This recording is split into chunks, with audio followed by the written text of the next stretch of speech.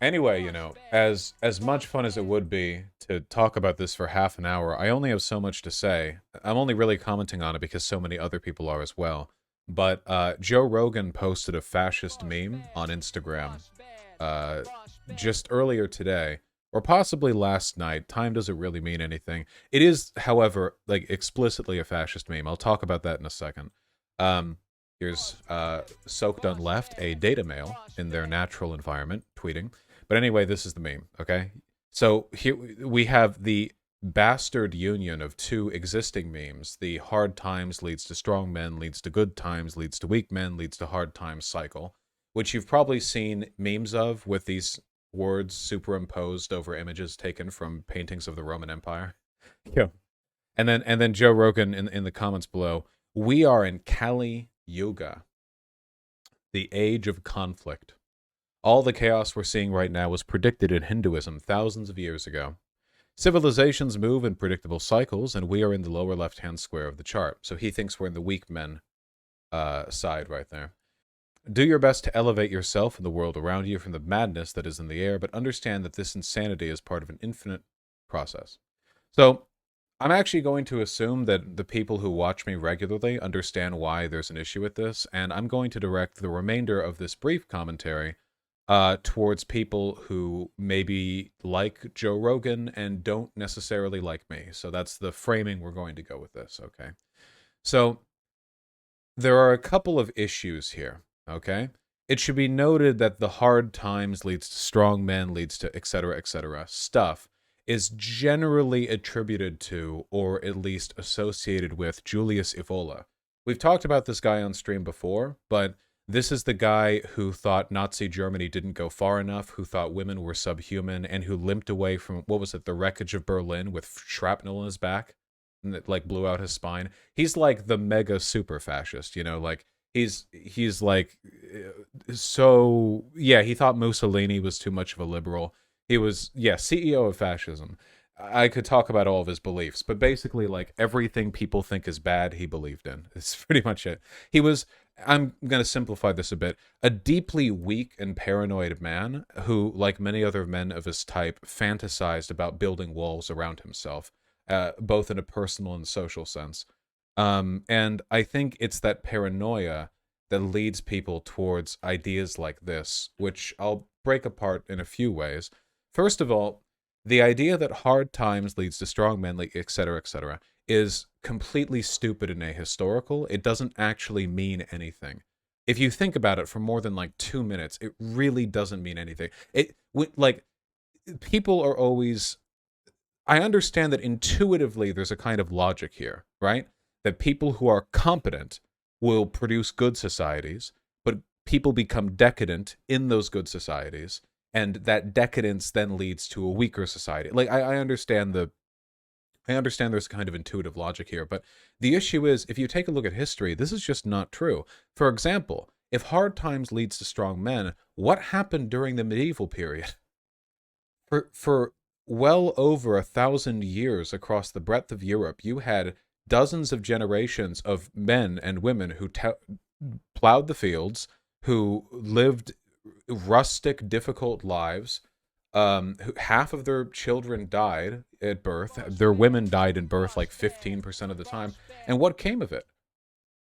I mean, you did have occasional bursts of inspiration and technological advancement, but you know when and where those happened?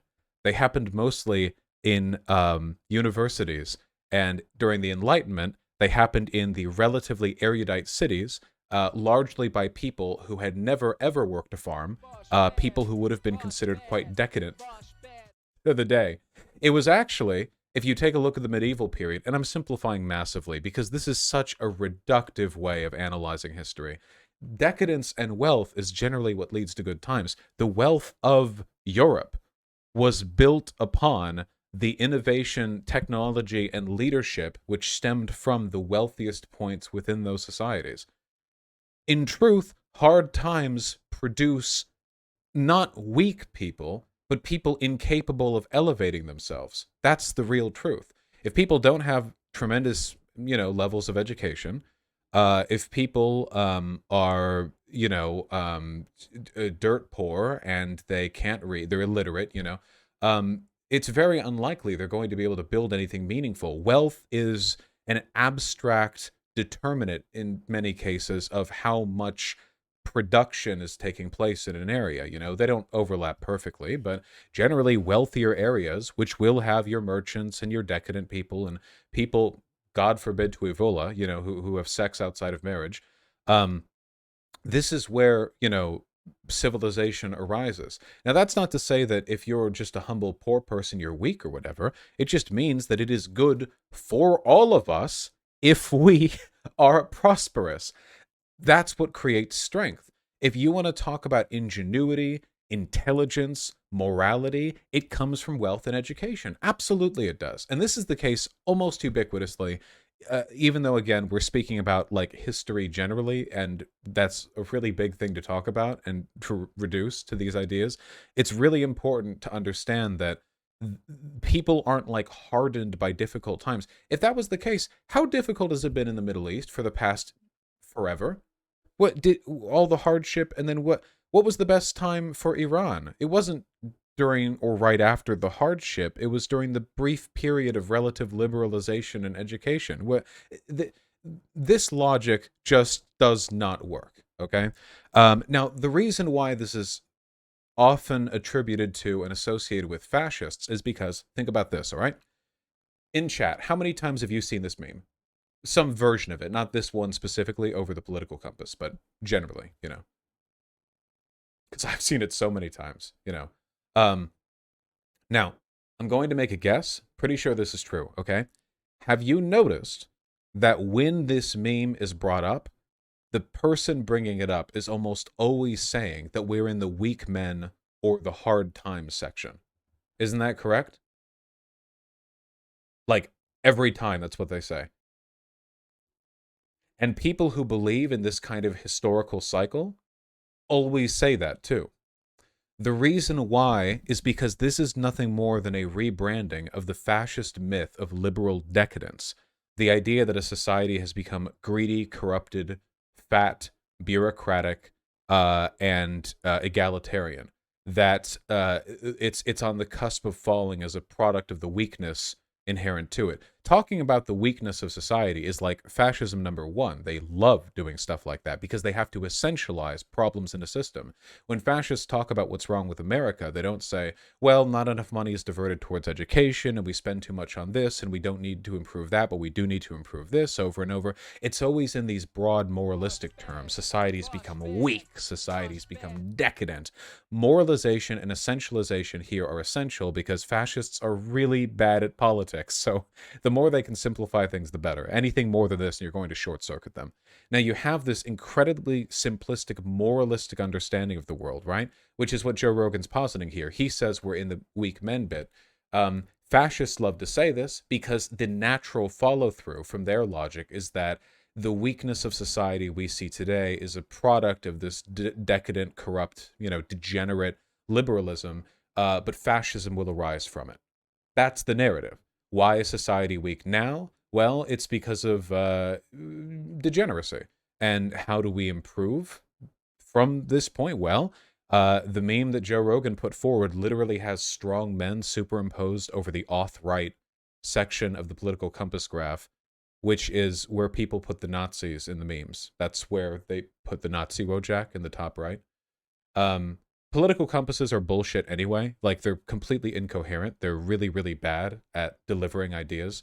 Politics is just too complicated to be distilled down to a two-dimensional, like two axes. It doesn't work, But with regards to Joe Rogan here, it's interesting how he is.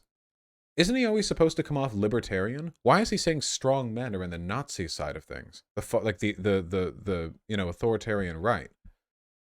Like, he's over here complaining about free speech. Do you think they cared about free speech? And then he thinks, and I'm sorry, I don't understand. Does he think then that the authoritarian right then leads into the liberal right? The libertarian right? Like, you'll have the Nazis, but then they'll be like, actually, we are okay with gay marriage. This is incoherent. It means literally nothing. If I spent a year talking about this, I probably wouldn't run out of ways in which this is stupid and meaningless, so I'm not even going to spend that much time on it. I just think it's really interesting how Joe Rogan acts like he's quite left leaning, progressive, he likes freedom, but he seems to speak pretty ill of the lib left corner, and the meme kind of implies the auth right corner is the good one, you know? Um, you can try it if you want. The Weimar Republic in Germany was considered one of the most progressive and relative to the economic turmoil taking place beforehand, well-to-do places in Europe. Obviously, the Great Depression didn't help things along tremendously well, but Nazi Germany took how many years to take Germany from the third strongest country in Europe to the what was it? The fifth weakest country in Berlin. What's that mean again? The Nazis took very little time. They speed ran, uh, you know, Germany into the ground. It turns out that in addition to all their civic incompetence, declaring war on anyone and everything while purging your interior is actually really bad for good times. I mean, you can find them if you want. Hey, person who was around in Berlin in 1946, did you feel the good times? Were the good times a rolling? Probably not. So, I've said all that. I want to finish here the Kali Yuga thing right down here. So, um, socialism done left has thankfully included a little snippet here, which I'm just going to read. The alt-right is making the Kali Yuga its own. Prominent alt-right websites feature essays citing God, South Asian religious texts and warning the Aryan prophets foretold the... It's the sushi I had earlier, I'm sorry. It's too much raw meat in my body. Warning that Aryan prophets foretold the moral dysfunction and coming destruction of the modern world.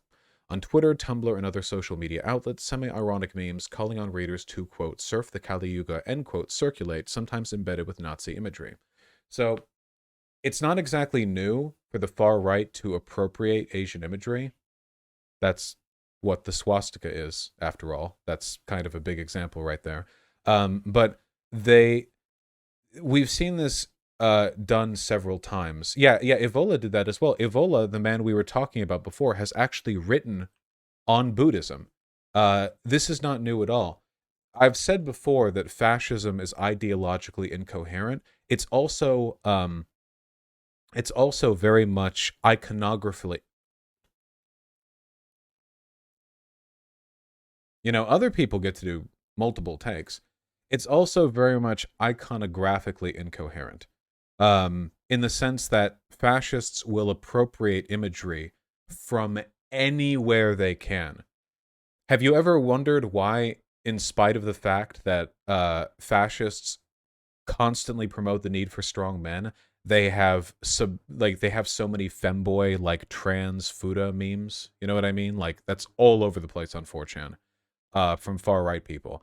Or have you ever wondered why they appropriate so much imagery from Asia or from Africa, in spite of the fact that they're a little bit racist?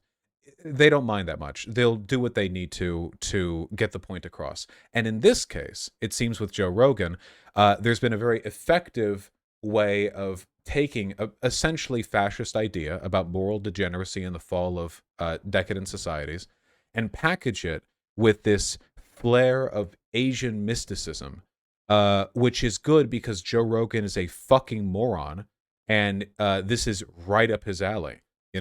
Like Joe Rogan probably wouldn't post a meme that has a swastika in it, but a thinly veiled bit of far right propaganda being framed through, just a little bit of mysticism, just a little sprinkle of it, that'll move him right along.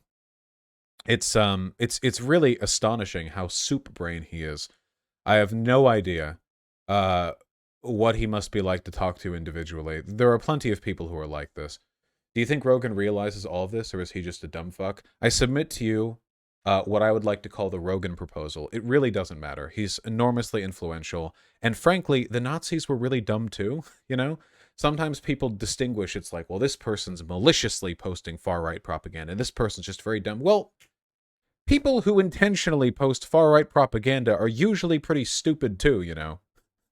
That's it's not like they're all geniuses. We're not separating, you know, the intellectually elite from the unaware. No, it's the level of awareness to me is it's indeterminable and only somewhat relevant.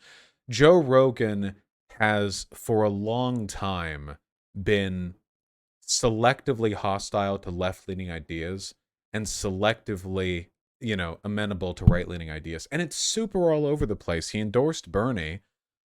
He's listened to plenty of criticisms of Israel. He's ostensibly in favor of some social democrat stuff. But on the other hand, he laughed at the idea of paternal welfare. He will not accept trans people. It's not a topic he can get over, it seems. He has conservatives on all the time, and whether or not he agrees or disagrees with them really is kind of a coin flip. Yeah, he's big into the COVID denial, like downplaying kind of stuff.